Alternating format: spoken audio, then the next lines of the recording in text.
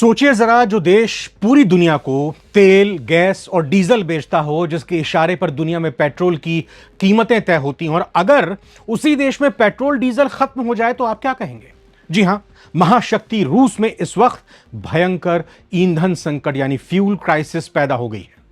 वहां के petrol pumps पर गाड़ियों की इतनी लंबी लंबी कतारें लग गई हैं कि मानो मुफ्त में ऐसा लग रहा है कि पेट्रोल बन रहा हो, इसीलिए ये लाइनें लगी हैं। लेकिन ऐसा है नहीं।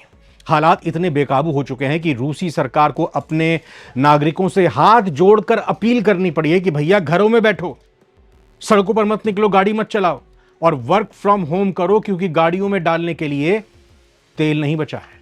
लेकिन रूस जैसे देश का यह हाल किया किसने? कैसे यह हाल हुआ? जवाब यह है कि यूक्रेन के आत्मघाती ड्रोन्स इसके लिए जिम्मेदार हैं। आज के वीडियो में बताएंगे कि कैसे यूक्रेन ने पुतिन के सबसे बड़े खजाने पर चोट पहुंचाई है, तगड़ी चोट पहुंचाई है। इस पूरी खबर की शुरुआत होती है यूक्रेन के एक बेहद सोचे समझे और खतरनाक ड्रोन अटैक से। यूक्रेन ने इस बार रूस की सेना पर नहीं, बल्कि रूस की अर्थव्यवस्था की रीढ़ की हड्डी यानी उसकी तेल रिफाइनरीज को निशाना बनाया है। यूक्रेन के दर्जनों ड्रोन्स ने रूस के अंदर घुसकर तेल डिपो और रिफाइनरियों पर बैक टू बैक हमले किए। इस हमले में न सिर्फ रिफाइनरी को भारी नुकसान पहुंचा, बल्कि तेल ले जा रहे 14 बड़े तेल टैंकर्स को भी यूक्रेन ने बम से उड़ा दिया। इन टैंकरों में लाखों लीटर ईंधन भरा हुआ था, जो पलक झपकते ही चुटकियों में राख के ढेर में तब्दील हो गए। रिफाइनरियों से उठती आग की लपटें कई किलोमीटर दूर से देखी जा सकती थी। अब जब रिफाइनरियां जल गई हैं, 14 तेल टैंकर राख हो गए हैं, इसका सीधा असर दिखाई दे रहा है रूस की सड़कों पर। देखते ही देखते रूस के कई शहरों में पेट्रोल और डीजल की भारी किल्लत हो गई है। पेट्रोल पंप्स पर कई किलोमीटर लंबी लाइनें लग गई हैं। लोग घंटों अपनी बारी का इंतजार कर रहे हैं।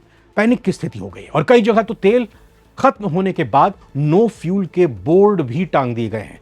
रूसी नागरिक सोशल मीडिया पर वीडियो डालकर अपना गुस्सा जाहिर कर रहे हैं। पुतिन के लिए स्थिति बेहद शर्मनाक है, क्योंकि जो देश यूक्रेन को युद्ध में हराने का दावा करता है, आज उसके अपने ही शहरों में गाड़ियां खड़ी हैं, या कहीं की गाड़ियां खड़ी होने की नौबत आ गई है तेल की किल्लत की वजह से। और इसी हाहाकार के बीच रूसी सरकार ने एक ऐसा फैसला लिया जिसने पूरी दुनिया को चौंका दिया है।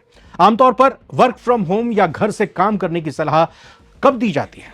जब कोई महामारी आए, जैसे कोविड आया था, या फिर मौसम बहुत ज्यादा खराब हो। लेकिन रूस में सरकार ने लोगों से अपील की है कि आप सब वर्क फ्रॉम होम करें, घर पर रहकर ऑफिस का काम करें, ताकि सड़कों पर गाड़ियां कम निकले, जो थोड़ा बहुत पेट्रोल डीजल बचा है उसे बचाया जा सके। सरकार का मानना है कि अगर लोग ऑफिस जाने के लिए गाड़ियों का इस्तेमाल बंद कर देंगे तो ईंधन की खपत काफी कम हो जाएगी और इस संकट से निपटने के लिए थोड़ा वक्त मिल जाएगा। यानी यूक्रेन ने पुतिन को उन्हीं के घर पर लॉकडाउन जैसी स्थिति में लाकर खड़ा कर दिया है।